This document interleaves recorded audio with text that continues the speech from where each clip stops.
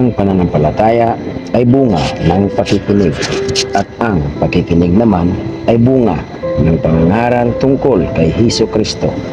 Ikalimang kabanata ng mga gawa, si Ananias at si Safira. Subalit, mayroong mag-asawa na nagbinta ng kanilang ari-arian. Ananias ang pangalan ng lalaki at Safira naman ang babae. Hindi ibinigay ni Ananias sa mga apostol ang buong pinagbilhan na sinang-ayon na naman ang kanyang asawa. Isang bahagi lamang ang kanyang ipinagkatiwala sa mga apostol, kaya't sinabi ni Pedro, "Ananias, bakit ka nagpadala kay Satanas at nagsinungaling ka sa Espiritu Santo? Bakit mo binawasan ang pinagbilhan mo ng lupa? Bago mo pinagbili ang lupa, hindi ba iyo iyon? At nang may pagbili na, hindi ba iyo rin ang pinagbilhan? Bakit mo naisipang gawin iyon? Hindi ka sa tao nagsinungaling, kundi sa Diyos." Nang marinig ito ni Ananias, siya nalagutan ng hininga at bumagsak. At lahat ng nakabalita sa pangyayaring iyon ay pinagharian ng matinding takot. Lumapit ang ilang binata, binalot ang bangkay at siya'y inilibing. Pagkaraan ng may 3 oras, dumating naman ang kanyang asawa na walang kamalay-malay sa nangyari. Kinausap siya ni Pedro, "Sabihin mo nga sa akin, ito nga ba lamang ang kabuang halagang pinagbilhan ninyo ng inyong lupa?" "Oo po, iyan lamang," sagot ng babae. Kaya't sinabi sa kanya ni Pedro, "Bakit nagkaisa kayong subukin ang Espiritu ng Panginoon? Ayan, karating pa lamang ng mga naglibing sa iyong asawa, at ikaw naman ngayon ang isusunod nila." Noy din nabuwal si Safira sa paanan ni Pedro at namatay. Pagpasok ng mga binata, nakita nilang patay na siya, kaya't inilibing siya sa tabi ng kanyang asawa. Nakadama ng matinding takot ang buong iglesia at ang lahat na nakabalita nito. Maraming himalang ginawa ang mga apostol na pawang nasaksihan ng mga tao. Sa portiko ni Solomon, nagtitipon ang mga mananampalataya, ngunit natatakot sumama sa kanila ang mga di mananampalataya, kahit na pinupuri sila ng mga tao. Samantala, parami ng parami ang mga lalaki at babaeng sumasampalataya sa Panginoon. Dinadala sa mga lansangan ang mga may sakit at inilalagay sa mga papag at banig upang pagdaan ni Pedro ay matamaan man lamang ng kanyang anino ang ilan sa kanila. Dumating din ang maraming tao mula sa karatigbayan ng Jerusalem. Dala ang kanilang mga may sakit at ang mga pinapahirapan ng masasamang espiritu, at gumaling silang lahat. Labis na nainggit sa mga apostol ang pinakapunong pari at ang mga kasamahan niyang Saduseyo, kaya't kumilos sila. Dinakip nila ang mga apostol at ibinilanggo. Ngunit kinagabihay, binuksan ng isang anghel ng Panginoon ang bilangguan at inilabas ang mga apostol. Sinabi nito sa kanila, "Pumunta kayo sa templo at ipahayag sa mga tao ang lahat ng bagay tungkol sa bagong pamumuhay na ito."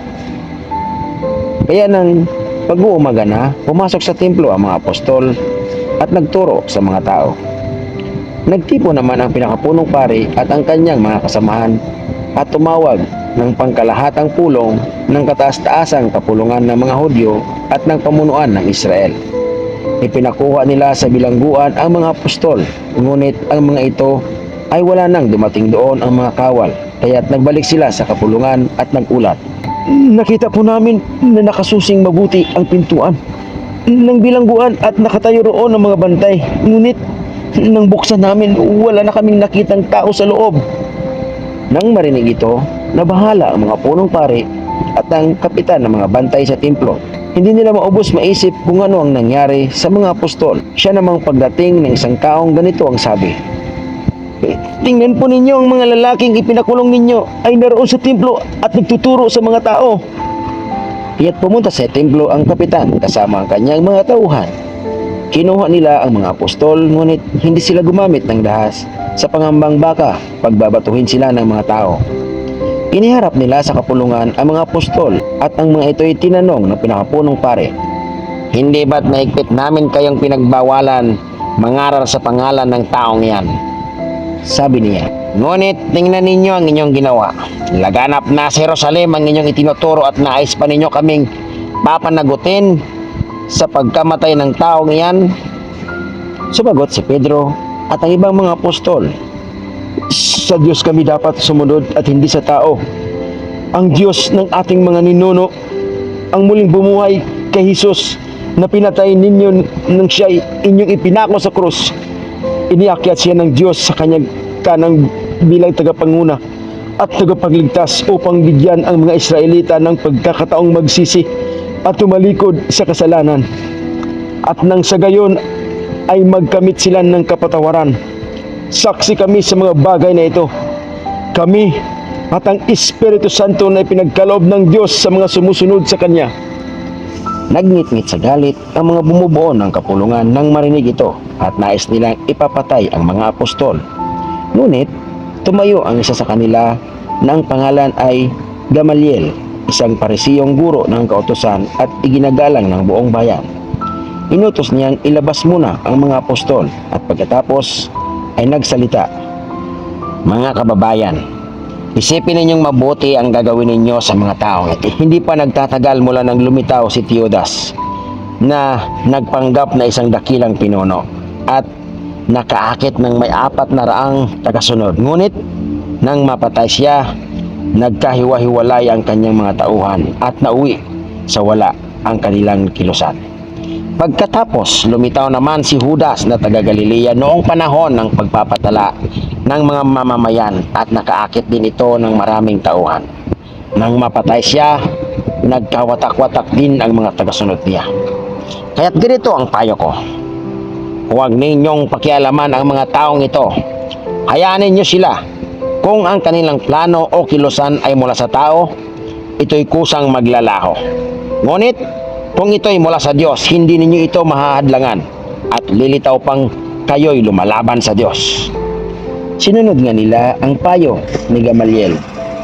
Pinapasok nilang muli ang mga apostol at matapos ipinahagupit at pagbawalang mangaral sa pangalan ni Jesus, ang mga ito ay pinalaya.